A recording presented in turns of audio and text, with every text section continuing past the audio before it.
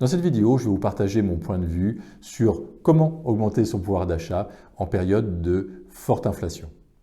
Deux possibilités s'offrent à nous, diminuer nos dépenses ou augmenter nos revenus. Alors la réponse, elle n'est pas si évidente. Considérons que vous gagnez 4 000 euros par mois ou que le couple gagne 4 000 euros par mois et que vous parveniez à réduire vos dépenses de 10%. Vous allez faire une économie de 400 euros par mois, ce qui est en effet beaucoup. Mais si nous avons une inflation à 10%, eh bien, tous vos efforts vont être réduits à néant. Je ne partage pas l'avis de certains de mes proches qui mettent toute leur énergie à économiser quelques dizaines ou quelques centaines d'euros chaque mois. Comme vous le savez, nous vivons au Pays Basque et je vois un certain nombre de Basques qui font plusieurs dizaines de kilomètres pour aller faire leur plein d'essence en Espagne. L'essence en effet est moins chère donc en Espagne. Ça leur permet d'économiser 20 ou 30 euros sur leur plein, mais ils vont perdre 1 heure ou 2 pour aller faire leur plein, donc ça n'a pas beaucoup d'intérêt. Pour se protéger durablement de l'inflation, je vous invite à chercher à gagner davantage. Alors vous allez me dire, ok, c'est facile à dire, mais comment faire?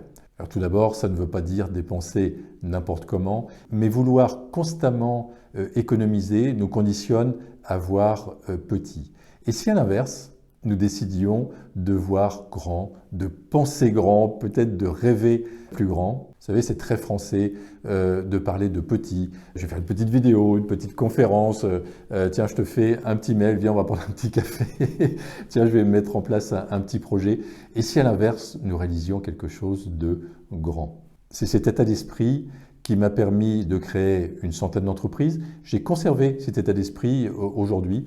Et par exemple, dans nos hôtels, plutôt que de négocier sur chaque poste quelques centimes d'euros de réduction, que ce soit pour l'achat des matières, pour le petit déjeuner ou pour le ménage, je préfère voir comment nous pouvons augmenter le prix des chambres en augmentant la satisfaction de nos clients, en offrant plus de services, par exemple, à nos clients. Cela nous permet de gagner plus tout en augmentant la satisfaction de nos clients. J'appelle ça sortir par le haut.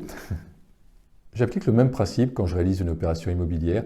Je cherche à optimiser la valeur d'un bien immobilier, comment je peux vendre plus cher un bien si c'est une opération d'achat-revente, comment je peux louer plus cher si c'est une opération locative. On peut par exemple bien décorer le bien, on peut pratiquer le home staging sans pour ça mettre des sommes très importantes dans la décoration, mais on peut optimiser en créant par exemple un effet coup de cœur. Certains de mes proches et certains étudiants Imosen ont un rapport compliqué avec l'argent. Gagner de l'argent peut déranger les autres. J'ai souffert de la jalousie de nombreuses personnes autour de moi quand j'ai commencé à gagner de l'argent. C'est un mal très français, on n'a pas le même problème donc, dans les pays anglo-saxons.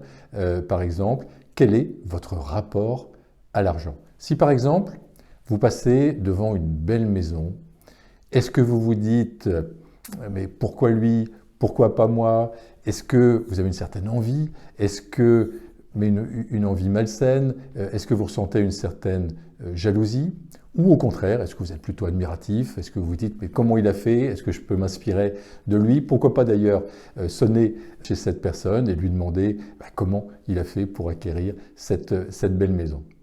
Alors, c'est un exemple, bien évidemment. L'argent ne doit pas être notre moteur. Selon moi, l'argent, c'est un outil, c'est un accélérateur, un outil avec lequel on peut faire le mal. Bien sûr, on peut déclencher des guerres, créer des attentats, on peut acheter des bombes avec de l'argent, mais on peut également faire beaucoup de bien. Si on a beaucoup d'argent, eh bien, on peut faire beaucoup d'actions humanitaires. Dans notre précédente société, avec Valérie, on a créé une fondation d'entreprise et cette fondation a réalisé de belles opérations humanitaires. On n'aurait pas pu faire ces actions si nos entreprises n'avaient pas gagné d'argent. Pour gagner plus d'argent, faut-il travailler plus? Pour moi, non, ce n'est pas la bonne solution. Nos journées font 24 heures. Cherchons plutôt à concentrer le temps que nous avons de disponible et cherchons à concentrer notre énergie à chercher à augmenter nos revenus. Selon moi, le meilleur moyen de gagner de l'argent, c'est de créer son activité, de créer son entreprise. Alors vous allez peut-être me dire, mais dans quel domaine je peux me lancer? Si vous n'avez pas d'idée du domaine dans lequel vous lancez. Regardez ce que vous faites le mieux. Regardez ce qui est le plus facile pour vous. Regardez également vos passions. C'est ce qui va déterminer votre talent, votre grand potentiel, votre singularité. Souvent, il ne faut pas aller chercher très loin l'activité qu'on peut lancer. Souvent, c'est ce qu'on fait le plus facilement. Si vous souhaitez aller plus loin, j'ai tourné une vidéo à votre attention qui s'intitule « Dans quel domaine créer son entreprise ?» Il vous suffit de cliquer sur la vidéo que vous voyez apparaître. Quel premier pas allez-vous faire pour augmenter votre pouvoir d'achat? Quel premier pas allez-vous faire pour mener une vie passionnante? N'hésitez pas à me laisser un commentaire, je me ferai un plaisir d'interagir avec vous. En attendant, je vous souhaite le meilleur et je vous dis à très bientôt.